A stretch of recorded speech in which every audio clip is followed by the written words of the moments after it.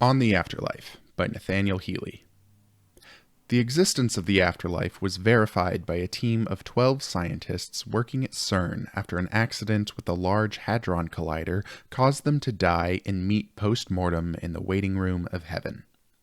They discussed what went wrong, of course, and spent what felt like 2 hours trying to posit different scenarios of where they had ended up. Alternate universes, wormholes, black holes, another dimension. When an attendant came, they called him an angel, he refused any such title, he offered them their solution. Here was heaven. None of them questioned it. The dead rarely do. They were offered the choice to either return to Earth or cross the threshold into eternity. Collectively, they thought it would be overwhelmingly good for humanity to return proof of the hereafter and, despite the attendant feelings of luxurious peace, they told their man they preferred to return to Earth.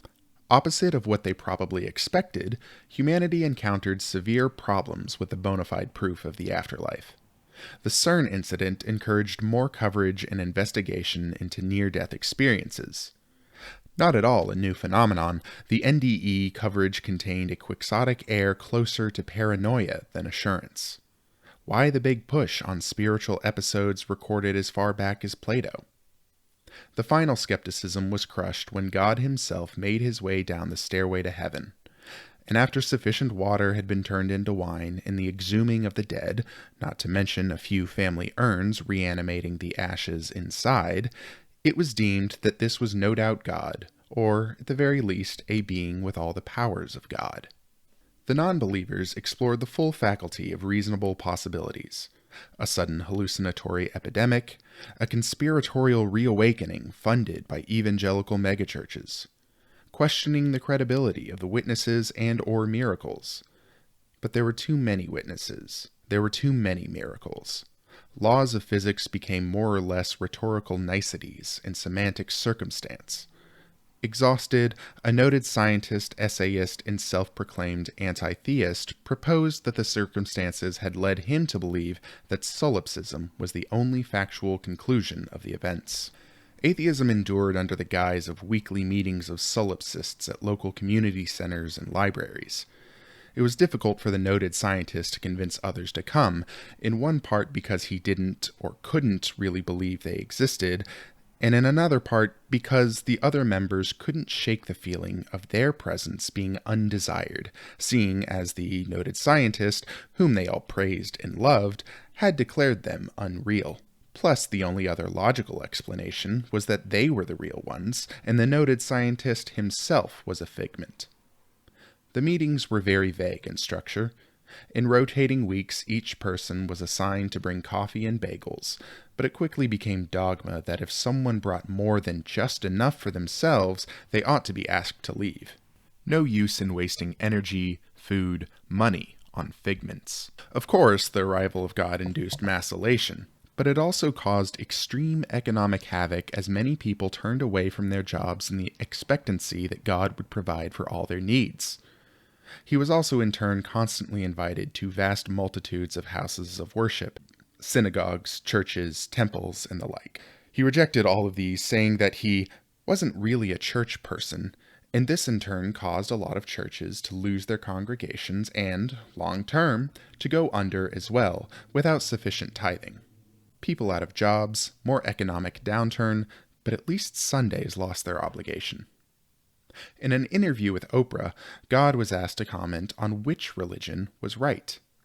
He meekly answered that he was still trying to figure that one out. "You mean you don't know?" He shrugged helplessly. "Is there anyone else that would know? Someone higher up?" At this he was disgusted. "Someone higher up? I'm God. But what were we created for?" There are a lot of theories on that. "You mean you don't know that one either?" "The investigation remains, as you humans like to say, ongoing," he said, blushing through weak laughter. "But surely you know, as you're the one who created us." God had not, in fact, created the humans, or perhaps not yet. This floored people, and many, though still believing, became disapproving of the being. For a few weeks after, the American news media ran a daily segment comparing approval ratings between Congress and God. He receded from public life, concealing himself from man once again, though not ascending to heaven. He moved about through the ages, making cameos in hazy visions and unremembered dreams, but never to large audiences or the world as a whole. Man was so much more genial, so much more welcoming in solitude. The general consensus declared this is where God remains, is, was, and ever shall be. Amen. Perhaps he would even get around to creating man. Throughout it all, NDEs were consistently reported, but the figure of God could not be precisely ascertained. A floating pool of light, a face of a deceased relative, the likeness of Cesare Borgia. Following his ejection from humanity's graces, the disdain eased, and the public found a deep, if falsified, nostalgia for when the Almighty walked among them. I met a small child once that told me she was God. She stared hungrily at the lawn between her toes. I asked her what it was she thought that God did. "I'm the boss of heaven," she replied. "And what is heaven?" I asked. But at that moment, we were interrupted by a shout from across the street. Her dad said to stop annoying that nice man. She blushed and ran away in giggles. I never got an answer. Sometimes I walk down that street in hopes she'll be outside playing again. My investigation remains, as they say, ongoing.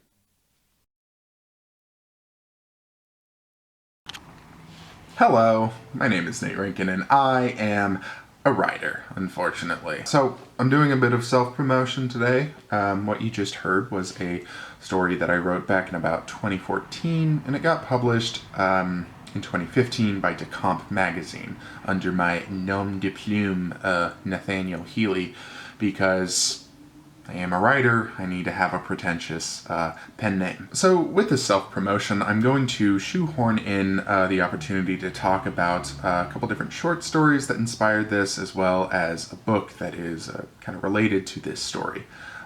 So the two stories that really inspired this one were On Angels by Donald Barthelme. In fact, that's, kind of what the title's modeled after.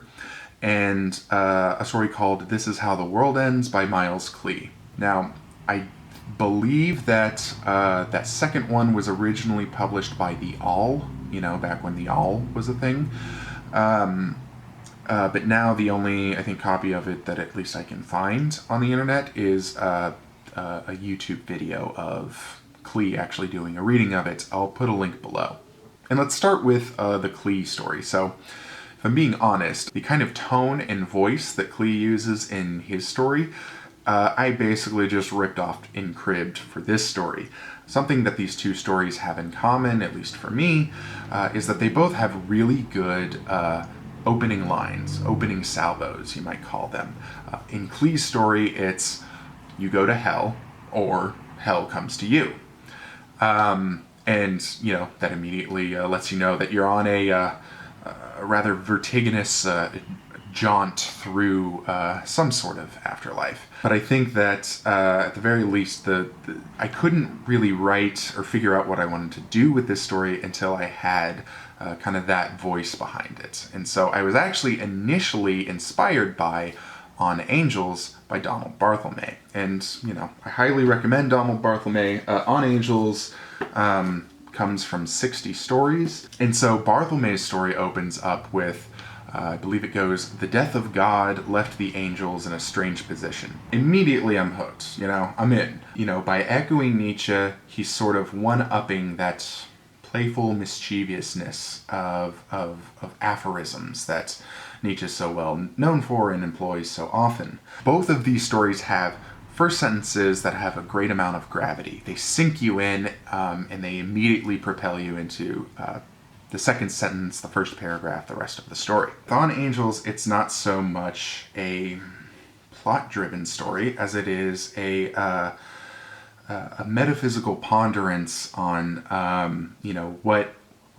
what kind of meaning do angels have now? with the fallout of the death of God. Bringing it back to my story, my own idea was to, try and invert the death of God, but to still eventually, go down similar interrogations. At least that's what I tried, and of course I tried to do it in something that I hope was kind of funny and whimsical. So that was my idea behind it. But the book that I want to sort of mention or recommend, the full-length book that I want to mention or recommend, is a book called Some, 40 Tales of the Afterlife by David Eagleman.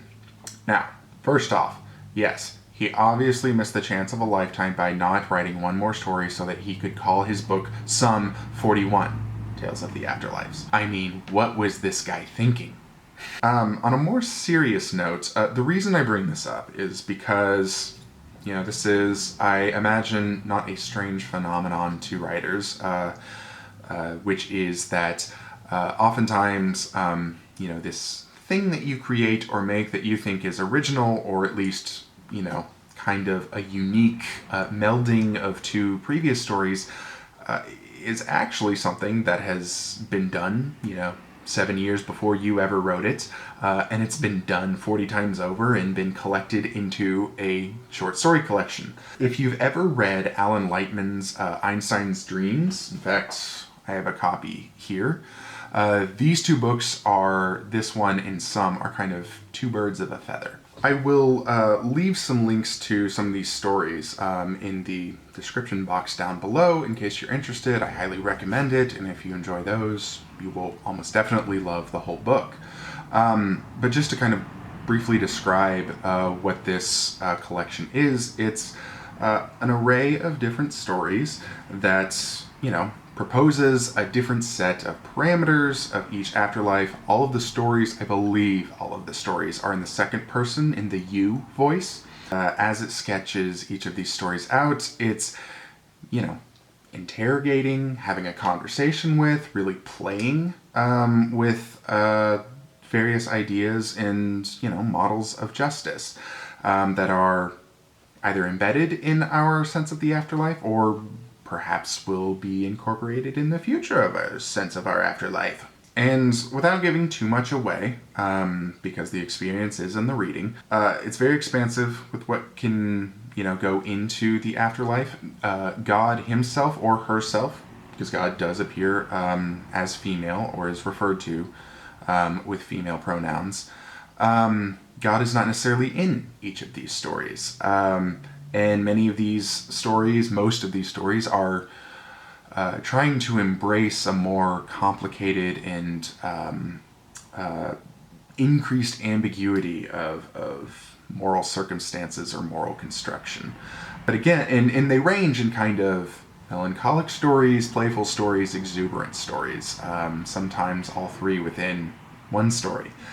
Not all of them even operate in a judicious way, by which I mean literally being judged. Like, you are not literally judged, as is often a characteristic of Afterlife tales. If there is a lesson, which is probably the wrong way to think about this collection, but if there is a lesson, or if there was at least a recurring motif or ponderance that I myself had, it was sort of the question of, could a human soul actually be satisfied with the afterlife? The sort of shape of the universe is that we're always chasing after the things we think will give us satisfaction, and we never quite, receive that wholeness, receive that completeness. Anyway, so that's kind of my commentary. That's sort of where the story came from, and some other books that you can check out that are, frankly, much better than what I wrote.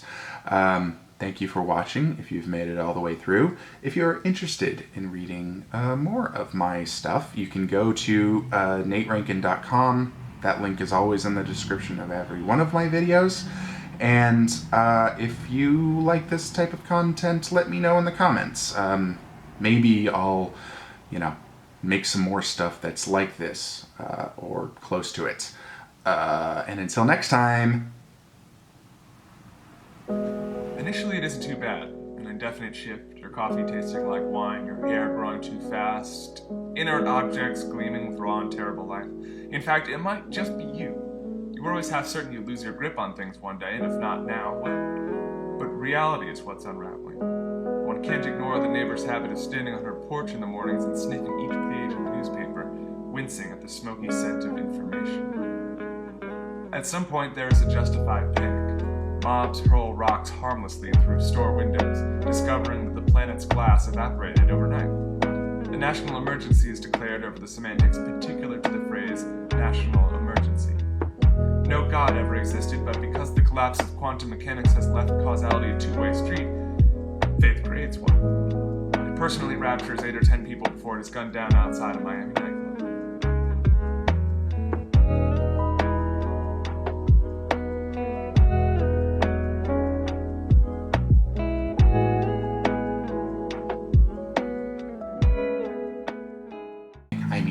What was this?